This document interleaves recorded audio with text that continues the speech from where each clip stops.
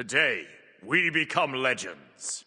Hey, my name's Inter and welcome back to the channel. Today's video will be my general thoughts on the direction and health of Smite 2 after playing Alpha 3. I'll start off by saying I think this is the best patch we've had so far in terms of improving the general game feel. This topic is very nebulous and hard to pin down, but after playing about 10 games or so of Alpha 3, the game is starting to feel close to Smite 1 in terms of the polish of animations, sound design, pre and post fire on abilities, projectile speed, etc. Again, it's hard to precisely describe something like game feel, but it definitely is improved in Alpha 3 and feels way better than the previous two alphas. It's not as crispy and responsive as Smite 1 yet, but I can't overstate what a massive step forward this has been for this alpha in that regard. Considering Smite 1 has been refined over 12 years, the fact that Smite 2 is getting fairly close now in terms of just how responsive and fun the game feels is a great sign. The other thing to note on the graphical side of things is how dark the game is. Despite moving to UE5, the lighting in Smite 2 is somehow a lot worse than Smite 1. On a technical level, it's probably better in terms of the environment casting shadows and light sources from abilities actually emitting and casting onto the terrain. That stuff's cool and all, but I think for a competitive game like Smite, where it's absolutely crucial to be able to see what's going on, this kind of fancy lighting doesn't work as well. In a single player RPG game, this is great, because you can walk around and appreciate the fancy shadows and light rays and stuff, but in a MOBA, you're not really given time to appreciate that stuff, and it just makes the game look really dark and cluttered in certain areas, making it hard to see and read what's going on around you. I don't think they should completely discontinue the use of these cool systems, like emitters and foliage shadows, but I think they should be toned down substantially in favor of a more bright, flat lighting system as sort of an in-between compared to Smite 1. As it is right now, some areas of the jungle that are in the shadows of trees or rocks are just way too dark, and a more uniform lighting model would make the game so much easier to play and read, and might even improve the overall look. On a similar note to graphics, performance in this alpha was notably quite bad, and the team almost shortened it to just a few hour flash test because of the performance issues. They did put in a fix, and as someone who played a couple of games before the fix was implemented, the improvement was drastic, and I personally had no performance issues for the rest of the alpha when that fix was put in. I do know a lot of people are having major performance issues with Smite 2 throughout all of the alphas at the moment though, so it's definitely something that needs work before we go 24/7. That said, the team are working in a new engine and probably still getting used to the tools available there, so I think performance improvements over the coming tests are likely. Toning down the advanced lighting could also help with this. Alright, let's talk about the 3 new gods for Smite 2 in this alpha, and I gotta say they nailed it with all of them in my opinion. Other than floppy basic attacks, Thanatos feels crispy AF and I have no complaints with his implementation. Morrigan feels great too, though definitely overtuned, but balance isn't really a concern right now in my opinion. And Hecate, our first completely new Smite 2 god, was an absolute blast to play.